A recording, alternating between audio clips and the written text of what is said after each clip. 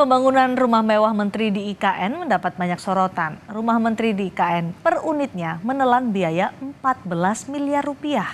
Dalam pengumuman lelang di laman lpse.pu.go.id disebutkan tentang tender pembangunan rumah tapak jabatan Menteri di IKN. Nilai paket pengerjaan rumah Menteri di IKN sebesar 509,1 miliar rupiah.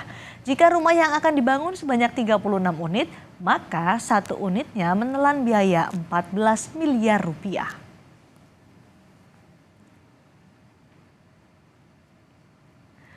Sebelumnya Menteri PUPR Basuki Hadimulyono membantah isu rumah dinas Menteri di Ibu Kota Nusantara yang mewah. Basuki bahkan sempat menyinggung reaksi Menko Marves Luhut Binsar Panjaitan yang kaget rumah Menteri di IKN berukuran kecil. Basuki menyebut lebih mewah rumah dinas Menteri di kawasan Widya Chandra Jakarta dibanding di IKN. Basuki juga menyebut fasilitas rumah Menteri seperti rumah pada umumnya. Ia juga menyinggung reaksi Menko Marves Luhut Binsar Panjaitan yang kaget rumah Menteri IKN kecil. Basuki menegaskan konsep pembangunan IKN bertema Compact City.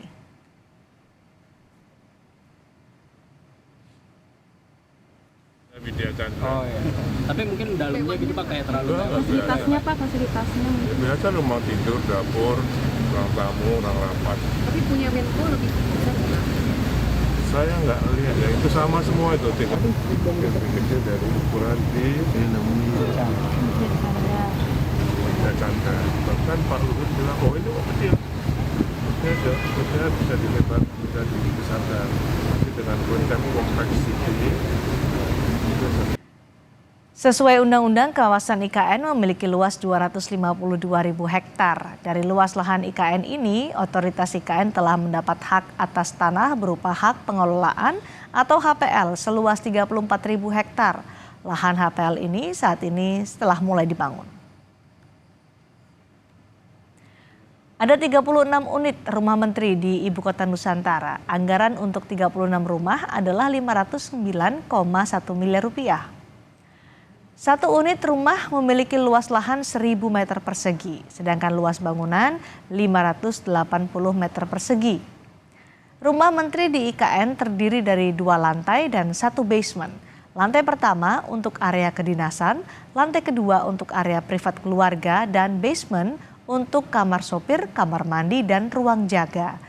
Total ada 8 kamar tidur, 5 kamar mandi, ruang pertemuan, ruang kerja, ruang keluarga, dapur, garasi, dan area barbeque. Rumah para menteri ini mengusung tema open space dengan sejumlah fasilitas, yakni ada CCTV, penggunaan panel surya, sistem smart design building dengan akses internet 100% dan wifi, dan dilengkapi dengan mebel.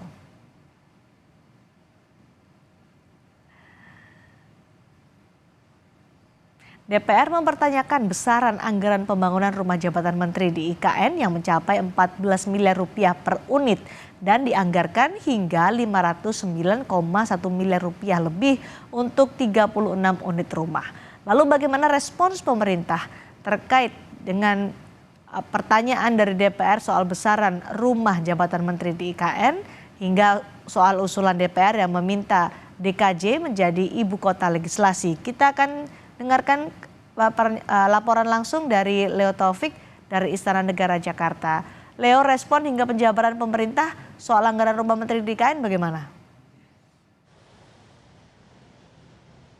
Ya, Cindy dan saudara, memang anggaran yang disiapkan oleh pemerintah terkait pembangunan rumah dinas menteri di IKN ini senilai 519,1 miliar rupiah. Anggaran ini disiapkan untuk pembangunan 36 rumah dinas, artinya besaran anggaran per rumah dinas ini sekitar 14 miliar rupiah.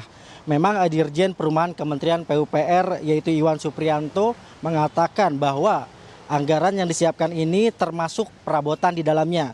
Jadinya dengan begitu rumah jabatan menteri ini nantinya akan menteri yang akan pindah ke IKN ini sudah siap huni untuk menghuni rumah dinasnya. Ruangan-ruangan yang ada di rumah dinas ini juga meliputi kamar tidur, dapur, ruang keluarga hingga ruang kerja. Memang rumah dinas ini siap ditinggali oleh para menteri ini yang hendak pindah ke IKN pada Juli 2024.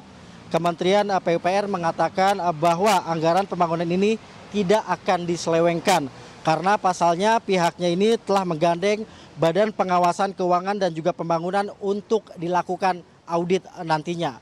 Cindy. Lalu Leo, DPR menyebut di RUU DKJ ada kekhususan Jakarta hingga aglomerasi. DPR juga mengusulkan untuk Jakarta menjadi daerah ibu kota atau ibu kota legislasi. DPR juga mengusulkan untuk pindah ke IKN di paling akhir saja. Bagaimana tanggapan pemerintah soal ini?